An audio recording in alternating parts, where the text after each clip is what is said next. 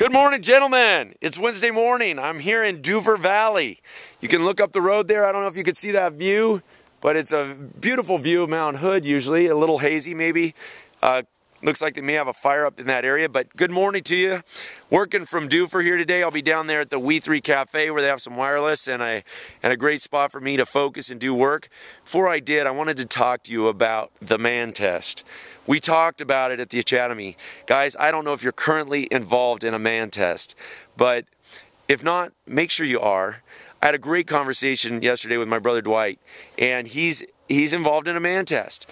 I mean, he flat out is. He's about 6 months into a new business, Ben Soap Company, and he has all sorts of opportunities presenting themselves to him that sound lucrative, that sound engaging, that sound fun, etc., etc., etc., and that are going to pull him away from something that I truly believe is going to be a phenomenal thing for him and his family.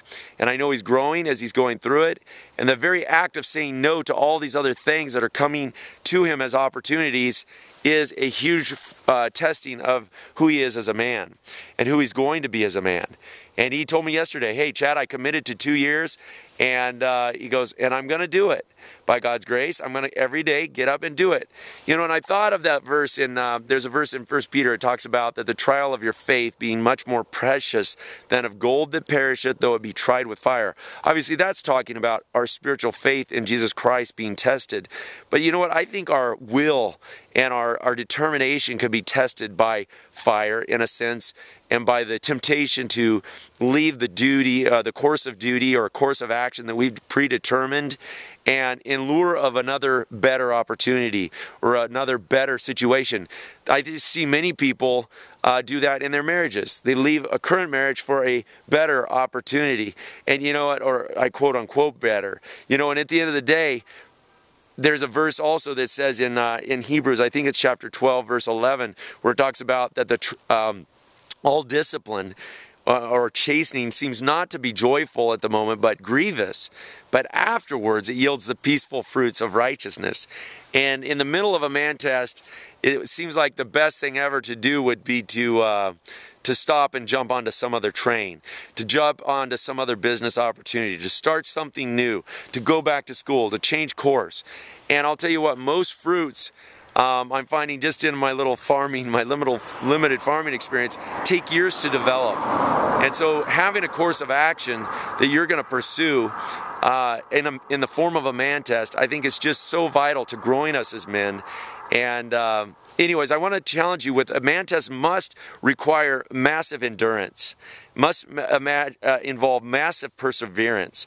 It must have a sense of duty to the things that we've been called to in our lives, our roles as a husband, or a spiritual leader, a provider, a parent, a team member in a workplace, or a leader in your workplace.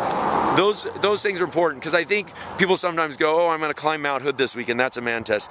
You know what? Yeah, whatever. That's a sprint. You know, doing an Ironman, it's a sprint in a certain sense. Yeah, it's a physical man test, but it's also very self-focused. I think it's good when we can find man tests that involve that sense of godly manhood that we're called to. Maybe it's a memorization of scripture. Maybe it's a mission to the local community that you're going to persist in doing something over a course of time till you bear fruit or see fruit, or anyways, just be thinking about that. Often for young men, it could be doing something that requires training or schooling or volunteering of your time to learn a certain business set of skills, etc., that you can take and apply in the marketplace.